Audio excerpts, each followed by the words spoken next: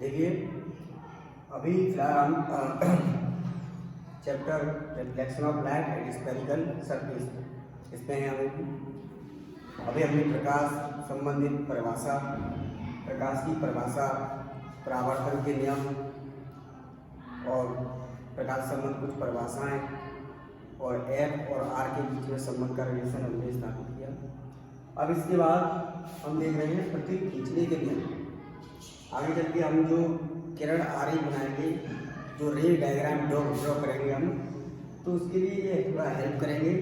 प्रतीक खींचने के कुछ नियम हैं निरस्त में, अवतल और उत्तल दर्पण में। तो उन नियमों पर ध्यान देने के बाद फिर हम उस पर रे डायग्राम ड्रॉ करेंगे। देखिए अवतल दर्पण में जैसे ये अवतल दर्पण है, ये उभरा हुआ पृष्ठ पॉलिश, उभरा हुआ जो तल है वो पॉलिशदार है, और ये परावर्तक तल है, ये मुख्य अक्ष है, ये ध्रुव है, ये फोकस, ये वक्रता है। मैं आपको समझा चलाऊंगा यह नहीं। तो अगर कोई प्रकाश किरण मुख्य अक्ष के समांतर आती है, कोई प्रकाश किरण मुख्य अक्ष के समांतर आ रही है, तो वो दर्पण से परावर्तित होगी, परावर्तक तल पे जाएगी। तो परावर्तन के पश्चात ये मुख्य फोकस से ऊपर गुजरेगी, मुख्य फोकस से ऊपर लौटेगी। ये पहला रूल है। जब मुख्य अक्ष के समांतर कोई प्रकाश किरण आती है अवतल दर्पण पे, तो परावर्तन के बाद मुख्य फोकस से ऊपर रिटर्न होगी। दूसरा नियम, अवतल दर्पण पे ये मुख्य अक्ष, ये ध्रुव, ये फोकस, ये वक्रता केंद्र। अवतल दर्पण पे अगर मुख्य फोकस की तरफ से कोई प्रकाश किरण आती है तो वो दर्पण से परावर्तित होगी, और परावर्तन के पश्चात ये मुख्य अक्ष के समांतर लौटेगी। कोई प्रकाश किरण जो मुख्य फोकस वाले बिंदु की तरफ से गई और दर्पण से टकराई, टकराने के पश्चात मुख्य अक्ष के समांतर लौटेगी। तीसरा रूल है, ये अवतल दर्पण, ये मुख्य अक्ष, ये ध्रुव, ये फोकस, ये वक्रता केंद्र। ये वक्रता केंद्र की तरफ से जो गुजरने वाली प्रकाश किरण है वो शीशे से टकराकर उसी रास्ते वापस पहुंच जाएगी वक्रता केंद्र से। असल में ये क्या का नॉर्मल बनता है। ये जो सतह है, ये यहाँ पर छोटा सा इस माने तो इस लाइन के वो परपेंडिकुलर होता है, और जब भी कोई प्रकाश किरण अभिलंब ये सतह के परपेंडिकुलर गिराई जाती है तो वो उसी रास्ते वापस लौट जाती है। तो ये वही है। तो आपने देखा अवतल दर्पण में अगर मुख्य अक्ष के समांतर जाती है तो वो प्रकाश के परावर्तन के पश्चात मुख्य फोकस से लौटती है। मुख्य फोकस से ऊपर जाती है तो परावर्तन के पश्चात समांतर होकर लौटती है मुख्य अक्ष के। और तीसरी बात, वक्रता केंद्र से ऊपर गुजरती है तो परावर्तन के पश्चात वक्रता केंद्र वाले रास्ते से ही वापस लौटती है। ये अवतल दर्पण में 3 नियम है, और इन 3 किरणों की सहायता से हमें कोई 2 किरण की जरूरत पड़ेगी, और जहाँ वो किरणें काटेगी वहाँ प्रतिबिंब बनेगा। आगे चल के बताएंगे। अब यहाँ देखिए उत्तल दर्पण। उत्तल दर्पण में ये मुख्य अक्ष है, ये ध्रुव है, ये फोकस, ये वक्रता केंद्र। इधर की तरफ इसका सेंटर होगा पॉलिश वाली तल की तरफ, और ये परावर्तक तल है। तो पहला, अगर कोई प्रकाश किरण उत्तल शीशे पे मुख्य अक्ष के समांतर होकर जाती है तो वो दर्पण से परावर्तन के पश्चात इस प्रकार से फैलती है और परावर्तित होती है कि वो पीछे की तरफ से फोकस से आती हुई प्रतीत होती है। हालांकि उस जगह से आ नहीं रही है, ये इस जगह से आती हुई प्रतीत होती है। तो दर्पण पे उत्तल शीशे पे जब कोई प्रकाश किरण मुख्य अक्ष के समांतर आती है, उत्तल दर्पण से टकराती है, टकराने के पश्चात वो इस प्रकार से लौटती है, परावर्तित होती है कि वो मुख्य फोकस से आती प्रतीत होती है। दूसरा ने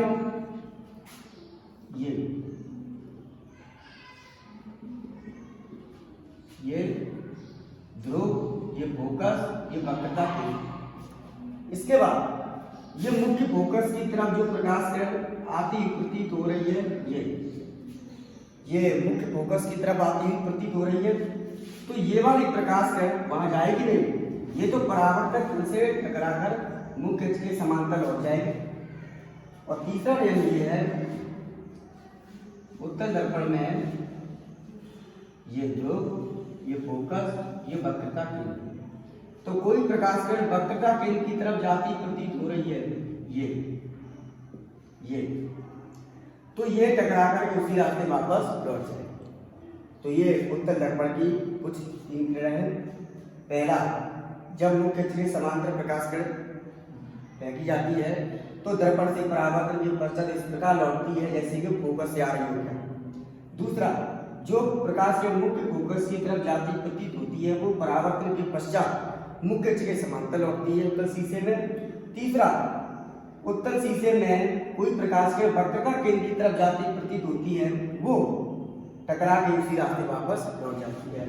तो ये ड्रॉ कर लीजिए। देखिए अब हम देखेंगे रे डायग्राम। अवतल दर्पण और अवतल दर्पण दोनों में हम रे डायग्राम देखेंगे किनारे।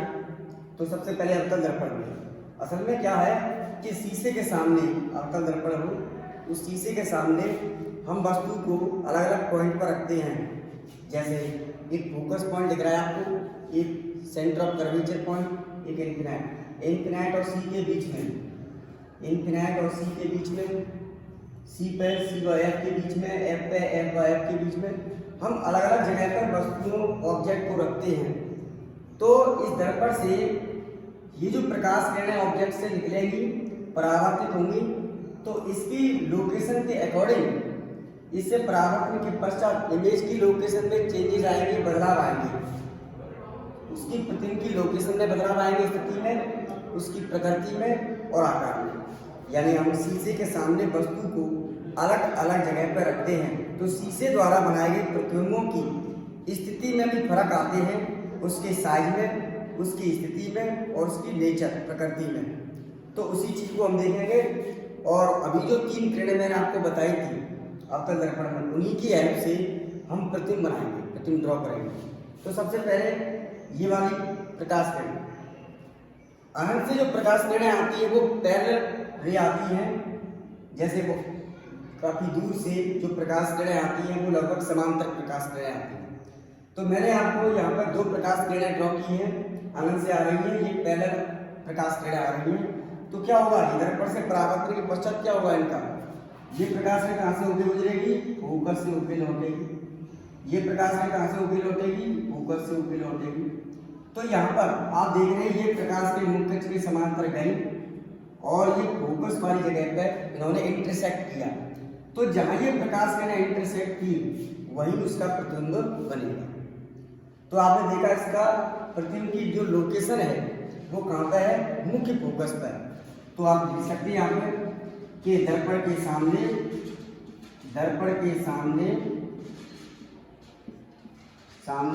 मुख्य फोकस पर, कैपिटल एफ पर प्रतिबिंब की लोकेशन। प्रकृति, यहाँ पर जो प्रतिबिंब बनता है वो उल्टा बनता है। अभी मैं एक और तरीके से बताऊंगा, उल्टा और वास्तविक। और प्रतिबिंब वस्तु से बहुत छोटा होता है। देखिए इसको मैं थोड़े दूसरे तरीके से ड्रॉ करता हूं। जैसे ये देखें आप, ये देखिए जैसे हमने यहाँ पर कोई वस्तु ली, ये अनंत है, तो ये हमने प्रकाश किरण लिए जो मुख्य अक्ष के समांतर है और ये फोकस से होकर लौटी। ठीक है, इस प्रकाश किरण के बारे में हमने बताया। अच्छा सॉरी, ये वाली प्रकाश किरण लेने की बजाय हम ये वाली लेंगे, क्योंकि समांतर प्रकाश किरण आती है अनंत से, तो हम ये वक्रता केंद्र से होकर गुजरती वाली प्रकाश किरण लेते हैं। तो क्या होगा, ये उसी रास्ते वापस लौट जाएंगे। एक प्रकाश किरण हम लेते हैं मुख्य फोकस से, तो लगभग ये पैरेलल प्रकाश किरण है, समांतर है। तो ये तो जो वक्रता केंद्र के रास्ते से गई है वो उसी रास्ते वापस लौट जाएंगे, और जो मुख्य फोकस वाले रास्ते से गई है वो परावर्तन के पश्चात ऐसे लौटे। तो आप देख रहे हैं ये कहाँ पे काट रही है, ये मुख्य फोकस। तो यहाँ अगर मान ये ए बी पॉइंट है, तो ए बिंदु से चलने वाली प्रकाश किरण है ये यहाँ पे काट रही है, इंटरसेक्ट। तो इसका मतलब इसकी जो नोक वाला ये पॉइंट है वो ए डैश इसका इमेज कहाँ बनेगा, यहाँ। अब बात आती है बी का प्रतिबिंब कहाँ बनेगा, तो ये जो बी है, बी पॉइंट है प्रकाश में, ये मुख्य अक्ष के अलाउंग चलती है प्रकाश किरण और इससे टकराएगी क्योंकि वक्रता कैंसिल होकर लौट जाएगी। तो ये प्रकाश की जो बी पॉइंट से गई है वो ऐसे गई, ध्रुव से टकराई तो वापस उसी रास्ते आप चलो। तो अब क्योंकि ये जो ए बी पॉइंट है वो जो है मुख्य अक्ष के परपेंडिकुलर है, तो इसका मतलब हमें वो बी पॉइंट कहाँ होना चाहिए, यहाँ यहाँ यहाँ यहाँ कहाँ होना चाहिए।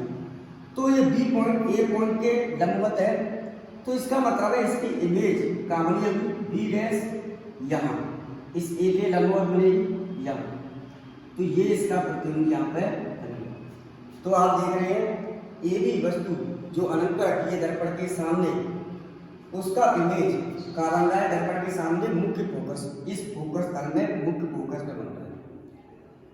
इसका नेचर कैसा है, उल्टा है, वस्तु इस तरह से रखी हुई है और प्रतिबिंब इस तरह से उल्टा बन रहा है। वास्तविक ये वास्तविक प्रतिबिंब है। अगर हम यहाँ पर स्क्रीन लगा दें, पर्दा लगा दें, तो उस पर्दे पर ये प्रतिबिंब देखा जा सकता है। ऐसे प्रतिबिंबों को हम वास्तविक रियल इमेज कहते हैं। लेकिन जो शीशे के अंदर बनते हैं, जो पर्दे पर उकेरे नहीं जा सकते, उन्हें वर्चुअल इमेज कहते हैं, आभासी प्रतिबिंब। तो ये वास्तविक प्रतिबिंब है जो दर्पण से बाहर बन रहा है, इसे स्क्रीन पर लिया जा सकता है। तो ये प्रतिबिंब कैसा है, उल्टा और वास्तविक। इसके अलावा प्रतिबिंब का साइज वस्तु की तुलना में क्या है, बहुत छोटा। तो ये वस्तु से बहुत छोटा। तो इन तीन चीज़ों की जानकारी होगी हमें बस ये ध्यान रखना है, इस डाटा को याद करने के लिए याद कर लिया अच्छी बात है। और हमें सबसे महत्वपूर्ण बात यह है कि हमें ये पता होना चाहिए कौन सी प्रकाश के कहाँ से होकर लौटेगी। जहाँ वो इंटरसेक्ट करती है हमें उस प्रतिबिंब की सारी इंफॉर्मेशन पता चल जाएगी, उसकी स्थिति, प्रकृति, आकार। ठीक है। अब इसके बाद हम लेते हैं ये जब वस्तु अनंत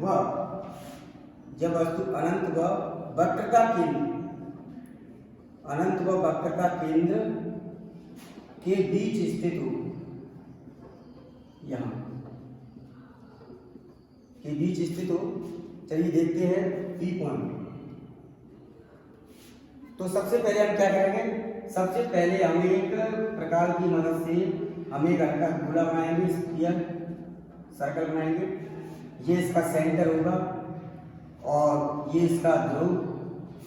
तो ध्रुव और वक्रता केंद्र से जाने वाली लाइन मुख्य अक्ष, इसको हटा देंगे क्योंकि हमें सेंटर ऑफ कर्वेचर की जानकारी करनी थी गोला बना के। और इसके ठीक बीच में क्या होता है, मुख्य फोकस। इसके बाद ये एक है, ठीक है, ये अब तक ठीक है यहाँ तक। अब इसके बाद अभी हमने इंफिनाइट पे वस्तु रखी थी, इसका प्रतिबिंब कहाँ बना था, मुख्य फोकस पे। अब हम वस्तु को थोड़ा आगे ले जाते हैं। मान लीजिए हम यहाँ अनंत और सी के बीच में कहीं रखते हैं वस्तु को। अब देखते हैं कि इसका प्रतिबिंब कहाँ बनेगा। तो उन्हीं तीन किरणों में से हम कोई दो किरण लेते हैं अपनी चॉइस के अनुसार। जैसे मान लीजिए हमने एक प्रकाश के लिए मुख्य अक्ष के समान, क्या होगा इस प्रकाश किरण का, ये प्रकाश किरण मुख्य फोकस से होकर लौटेगी, ये ऐसे। अच्छा, दूसरी प्रकाश किरण कोई सी भी चॉइस कर सकते हैं। जैसे मान लीजिए मैंने फोकस से होकर ली, तो ये प्रकाश किरण जो फोकस से होकर गुजर रही है वो परावर्तन पश्चात क्या होगा, वो समांतर होकर लौटेगी मुख्य अक्ष के। तो आप देख रहे हैं ये दोनों कहाँ पर इंटरसेक्ट कर रही है, ये यहाँ इंटरसेक्ट कर रही है। तो इस प्रकार इसका प्रतिबिंब कहाँ बनेगा, यहाँ। तो आप देख रहे हैं सी व एफ के बीच में इसका प्रतिबिंब बन रहा है। तो हमें प्रतिबिंब की स्थिति अपने आप पता चल गई। दर्पण के सामने कहाँ पर है, सी व एफ के बीच में, वक्रता केंद्र और मुख्य फोकस के बीच। हमें इसकी लोकेशन पता चल गई।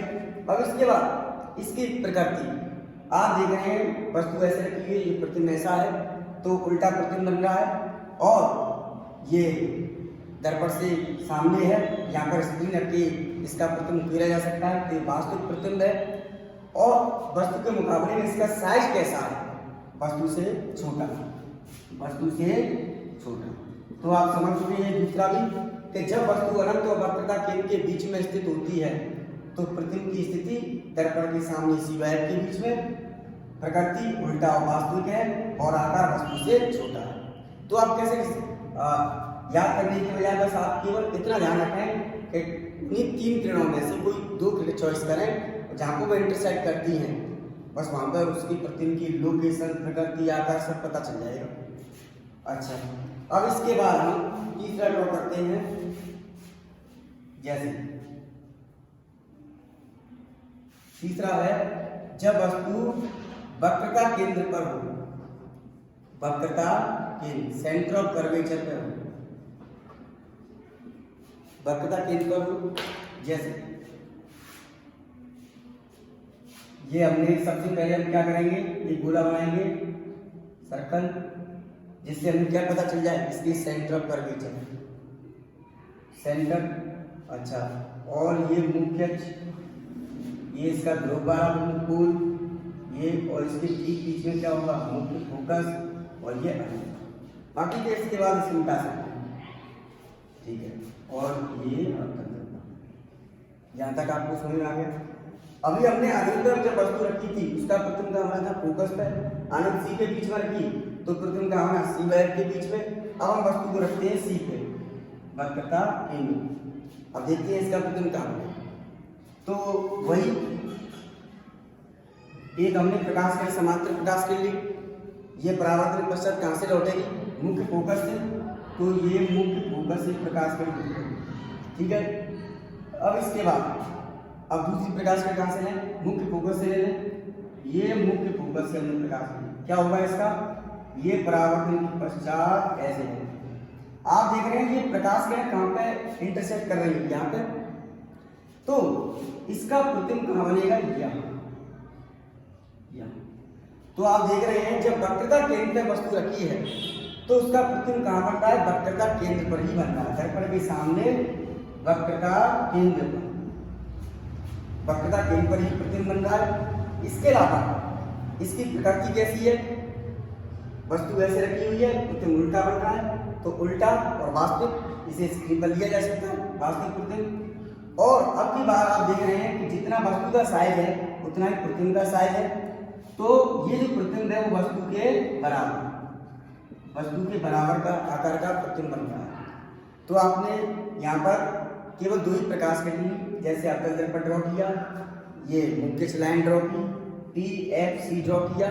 इसके बाद हमने सेंटर ऑफ कर्वेचर पे ऑब्जेक्ट को रखा, हमने कोई 2 प्रकाश की चॉइस करी, मुख्य अक्ष के समांतर, परावर्तन पश्चात फोकस से लौटी, फोकस से होके गई, वो परावर्तन पश्चात समांतर लौटी, कहाँ पर इंटरसेक्ट की, सी पर।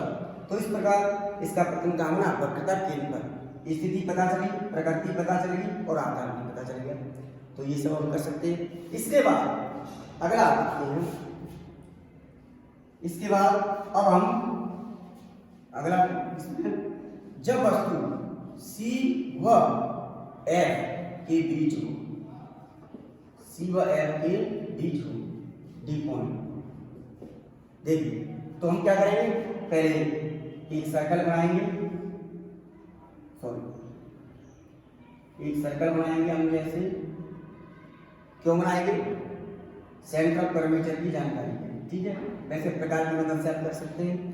और ये मुख्य अक्ष, ये ध्रुव, ये वक्रता केंद्र और ये मुख्य फोकस, ये इंक्लिनेशन। अभी हमने अनंत वस्तु रखी थी, उसका प्रतिबिंब कहाँ बना था, मुख्य फोकस पर। वस्तु को थोड़ा शीशे के और तरफ ले आए हम,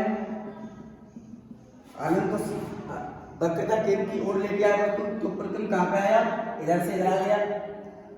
वक्रता केंद्र पर आए तो प्रतिबिंब कहाँ गया, वक्रता केंद्र पर।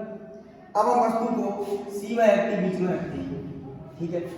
फिर से हम देखते हैं उन्हीं 3 किरणों में से कोई 2 किरण चॉइस करते हैं, तो देखते हैं इसका प्रतिबिंब कहाँ बनेगा। तो सबसे पहले हमें ये मुख्य अक्ष के समांतर प्रकाश करेंगे, कहाँ से होकर लौटेगी, बोलिए, मुख्य फोकस, मुख्य फोकस से। अच्छा, अब कौन सी कर लें, मुख्य फोकस वाली, तो मुख्य फोकस से हमने प्रकाश कर ली, ये कहाँ से होकर लौटेगी, ये मुख्य अक्ष के समांतर होकर लौटेगी। अब आप देख रहे हैं कहाँ पे ये इंटरसेक्ट कर रही है, इस जगह पे, इस पर दिख रहा है, तो ये इसका प्रतिबिंब कहाँ बनेगा, यहाँ, देखिए आप। तो आप देख रहे हैं अनंत व C के बीच वक्रता केंद्र से परे बन रहा है प्रतिबिंब। तो दर्पण के सामने कहाँ बन रहा है इसका प्रतिबिंब, अनंत व सी के बीच। यहाँ इसका प्रतिबिंब बन रहा है अनंत व सी के बीच। प्रतिबिंब कैसा है? उल्टा है और वास्तविक है। और आकार अब आप देख सकते हैं ये लेंथ और ये वाली लेंथ को माप सकते हैं। ये लेंथ थोड़ा सा बढ़ गया है। तो वस्तु का वो प्रतिबिंब का जो आकार है वस्तु से थोड़ा क्या है? बड़ा है, वस्तु से बड़ा। तो आप देख सकते हैं यहाँ पे बस केवल इतना ही ध्यान देना है, हमें उन 3 प्रकाश किरणों के बारे में ध्यान देना है कि जो समांतर जाती है फोकस से लौटती है, जो फोकस से आती है समांतर लौटती है, वक्रता केंद्र से आती है वक्रता केंद्र से लौटती है। तो जो उनमें से 2 प्रकाश किरण चॉइस कर सकते हैं और जहाँ पर वो इंटरसेक्ट करती है वहीं पर उसका प्रतिबिंब बनता है और उसकी स्थिति, प्रकृति, आकार तीनों के बारे में इंफॉर्मेशन दी जाती है। अब थोड़ा सा आगे चलते हैं। अब हम जब वस्तु मुख्य फोकस पर हो, मुख्य फोकस बिंदु पर देखो, तो फिर से हम वही काम करेंगे। ये ड्रॉ करेंगे, ये इसका सेंटर ऑफ कर्वेचर। इसके बाद ये अवतल दर्पण, ये मुख्य अक्ष, ये वक्रता केंद्र, ये ध्रुव, ये ठीक बीच में इसका क्या होगा? फोकस। ये है। अभी हमने देखा अनंत पर वस्तु रखी होती है, मुख्य फोकस पर प्रतिबिंब बनता है। आप इसमें क्या देख रहे हैं? जैसे जैसे ये ऑब्जेक्ट शीशे की तरफ आता जा रहा है वैसे वैसे इसका प्रतिबिंब शीशे से दूर होता जा रहा है। जब वस्तु अनंत होती है तो फोकस पर प्रतिबिंब बनता है। जब वस्तु शीशे की तरफ अनंत और सी के बीच में आती है तो प्रतिबिंब सी व एफ के बीच में आ जाता है। जब वस्तु वक्रता केंद्र पे आती है तो प्रतिबिंब वक्रता केंद्र पे आ जाता है। जब वस्तु वक्रता केंद्र से आगे शीशे की तरफ जाती है सी व एफ के बीच में तो प्रतिबिंब उसका सी व एफ के बीच में चला जाता है, अनंत और सी के बीच में। तो आप फोकस पे ले जाएंगे तो बोलिए कहाँ जाना चाहिए? अनंत पे जाना चाहिए। अच्छा, दूसरी बात, एक तो इसकी लोकेशन अपने आप देख रहे हैं। दूसरा, जब अनंत पे वस्तु रखी थी तो फोकस में प्रतिबिंब बहुत छोटा था। अनंत सी के बीच में आई तो सी व एफ के बीच में थोड़ा बड़ा प्रतिबिंब बना, लेकिन वस्तु से छोटा ही बना। सी पे आई वस्तु तो प्रतिबिंब उसके बराबर का बन गया। सी व एफ के बीच में आई वस्तु तो प्रतिबिंब और बड़ा बन गया। यानी इसकी 2 चीजों में बदलाव आप देख रहे हैं। जैसे जैसे वस्तु दर्पण के पास आती जाती है वैसे वैसे उसके बने हुए प्रतिबिंब दर्पण से दूर अनंत की तरफ पहुंचते जाते हैं और उसके साइज में बदलाव आने लगते हैं। तो कौन सी जगह पर वस्तु और प्रतिबिंब बराबर साइज के होते हैं? अनंत, वो सॉरी वक्रता केंद्र पे। अब हम देखते हैं मुख्य फोकस। मुख्य फोकस पे हमने वस्तु रखी। चलिए अब हम ये प्रकाश किरण,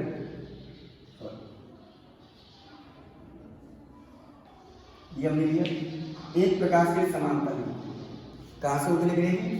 ये मुख्य फोकस से होके, ठीक है। इसके बाद अब यहाँ को आगे कोई पॉइंट तो है नहीं, तो अब वस्तु से एक प्रकाश किरण तो निकलती नहीं है। ये तो हमने अपनी सुविधा के लिए, प्रतिबिंब बनने की सुविधा के लिए कोई 3 प्रकाश किरण लेते हैं। वस्तु से अनंत किरण निकलती है। तो इस वस्तु को अगर मैं यहाँ बनाऊँ जैसे, तो प्रकाश किरण ऐसे भी निकल रही होगी, ऐसे भी निकल रही होगी, हर तरफ से प्रकाश किरण निकल रही होगी, हर डायरेक्शन में प्रकाश किरण निकल रही होगी। तो आप देखें हमको केवल प्रतिबिंब को बनाने की सुविधा के हिसाब से हम 3 प्रकाश किरण लेते हैं, ठीक है। तो एक प्रकाश किरण ऐसे भी तो निकल रही होगी, ये प्रकाश किरण कहाँ से आती हुई प्रतीत हो रही है? ये वक्रता केंद्र वाली डायरेक्शन से आती प्रतीत हो रही है। तो इस वाली प्रकाश किरण का क्या होगा? ये देखिए, वक्रता केंद्र वाली डायरेक्शन से आती प्रतीत हो रही है। तो ये प्रकाश किरण जो वस्तु से जाएगी वो वक्रता केंद्र की तरफ से उस दिशा से आती दिख रही है। तो ये वाली प्रकाश किरण परावर्तन के पश्चात क्या होगा? इसका वक्रता केंद्र वाले रास्ते से ही लौटेगी। तो ये प्रकाश किरण ऐसे ही, ये ऐसे लौट जाए, ठीक है। आप देख सकते हैं। तो इस प्रकार हम मान के चलेंगे कि ये अनंत पे जाकर के इंटरसेक्ट करेंगे। तो आप देख सकते हैं कि इसका दर्पण के सामने इसका प्रतिबिंब कहाँ बनेगा? अनंत पर। प्रतिबिंब कैसा बनेगा, क्योंकि ये जो प्रकाश किरण है वो मुख्य से नीचे है, तो प्रतिबिंब और वस्तु मुख्य से ऊपर है। प्रकाश किरण समांतर जा रही है, कहाँ जा रही है, मुख्य से नीचे, तो प्रतिबिंब कैसा बनना चाहिए, उल्टा। और क्योंकि ये दर्पण के सामने है तो प्रतिबिंब कैसा, वास्तविक। यानी आप ऐसे कर सकते हैं, ये समांतर प्रकाश किरण तो उल्टा वास्तविक और वस्तु से बहुत बड़ा, ये वस्तु से प्रतिबिंब कैसा बनेगा, बहुत बड़ा। अच्छा, एक और हम प्रकाश किरण ले सकते हैं, जैसे हम यहाँ ध्रुव से कोई प्रकाश किरण लें। अब आप कहोगे ये वाला नियम तो सिखाया ही नहीं, ये ध्रुव से प्रकाश किरण ली। अच्छा, इस वाली लाइन को देखिए, मुख्य अक्ष वाली, ये मुख्य अक्ष वाली लाइन से ये कितना कोण है, थीटा, ये कोण थीटा से प्रकाश किरण, ठीक है। परावर्तन का दूसरा नियम आपने पढ़ा, आपतन कोण परावर्तन कोण बराबर होते हैं, तो ये प्रकाश किरण ध्रुव वाले बिंदु पर टकराई है थीटा आपतन कोण से, ये इसका आपतन कोण है, तो परावर्तन कोण भी उतना ही होगा, तो उतने ही परावर्तन कोण से ये लौटेगी, उतने ही। तो इस प्रकाश किरण की मदद से भी हम क्या देख रहे हैं कि समांतर लौट रही है। तो कोई सा भी चॉइस कर सकते हैं, चाहे आप मुख्य फोकस पर रखी वस्तु समांतर प्रकाश किरण फोकस से होकर लौटेगी, ध्रुव पर प्रकाश किरण गिराई उतने ही एंगल से वापस चली जाती है समांतर, या फोकस पर रखी वस्तु समांतर प्रकाश किरण लिए मुख्य अक्ष की फोकस से होकर लौटी, वक्रता केंद्र की तरफ से आई, वक्रता केंद्र की तरफ से लौटी। तो दोनों स्थिति में आप देख रहे हैं, तो मैं प्रतिबिंब की स्थिति पता चलेगी, दर्पण के सामने कहाँ है, अनंत, प्रकृति कैसी है, उल्टा वास्तविक, और साइज कैसा है, प्रतिबिंब का वस्तु से बड़ा, ठीक है। इसके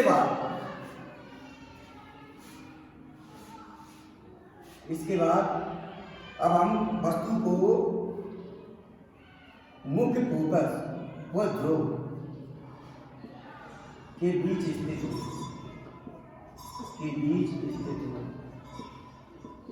ठीक है। जब वस्तु मुख्य फोकस, ये कौन सा पॉइंट है, एफ, चलो। तो ये हमने प्रकाश कर, ये हमने गोला बनाया, इमेजिनरी गोला। अब इसका ये वक्रता केंद्र है, ये मुख्य अक्ष है, ये वक्रता केंद्र, ये ध्रुव, और इसके ठीक बीच में क्या है, मुख्य फोकस, ठीक है। इसके बाद ये अनंत। तो अब आप देख रहे हैं, अब हम वस्तु को मुख्य फोकस और ध्रुव के बीच में रखते हैं, मुख्य फोकस और ध्रुव। अब देखते हैं इसके प्रतिबिंब कहाँ बनेगा।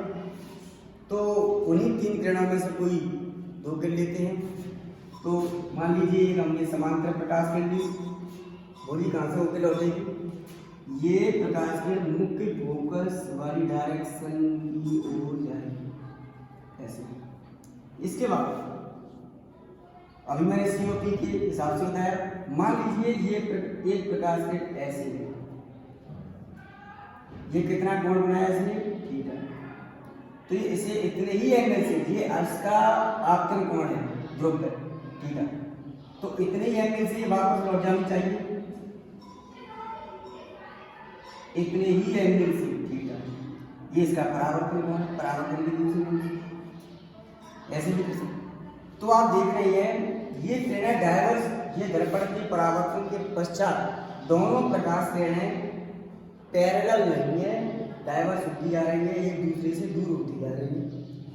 तो शीशे के सामने तो इनके इंटरसेक्ट करने की पॉसिबिलिटी है ही नहीं, लेकिन इन किरणों को, प्रकाश किरणों को पीछे की तरफ से हम ड्रॉ करते जाएं, ऐसे ऐसे, और ये ऐसे।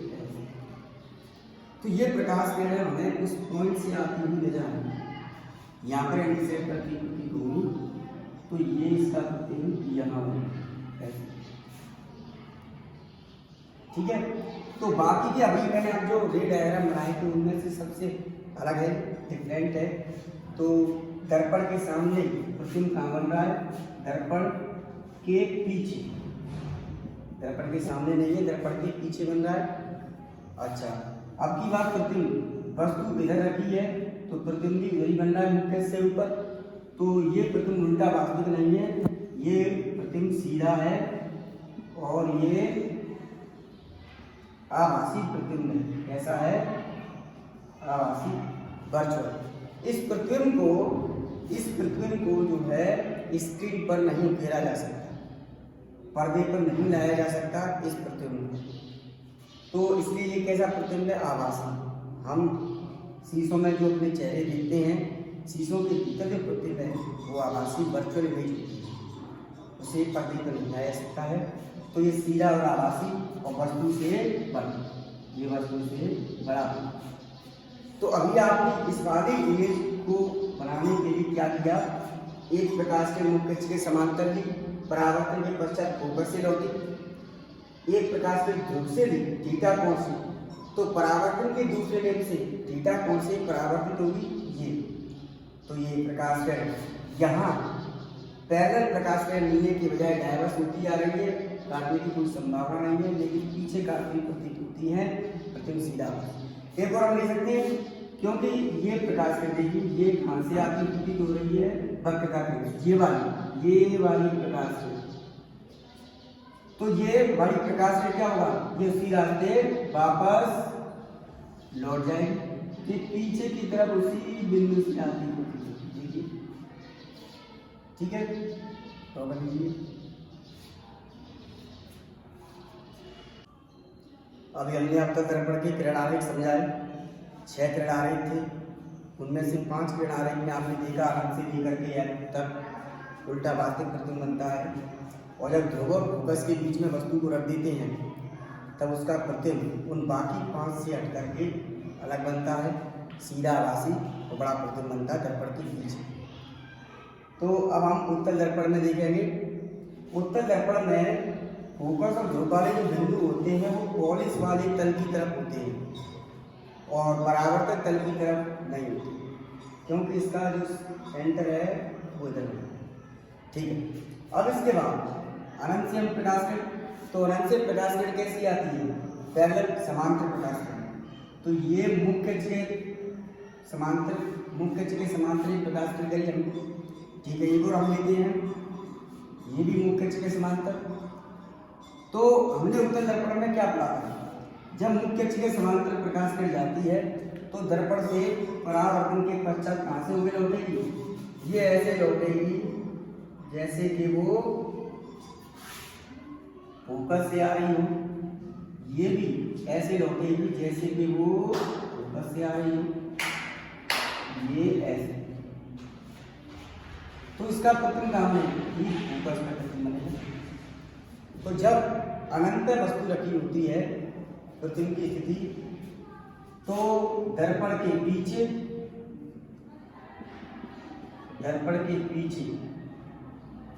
मुख्य फोकस पर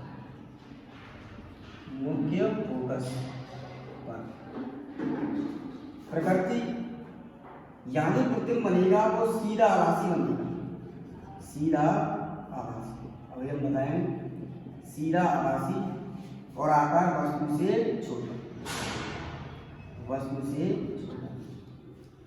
तो हमने उत्तल दर्पण पे 2 समांतर प्रकाश किरणें गिराई। ये परावर्तन के पश्चात फोकस वाले बिंदु से आती प्रतीत हो रही, ये वाली प्रकाश किरण परावर्तन के पश्चात फोकस वाले बिंदु से आती प्रतीत हो रही है।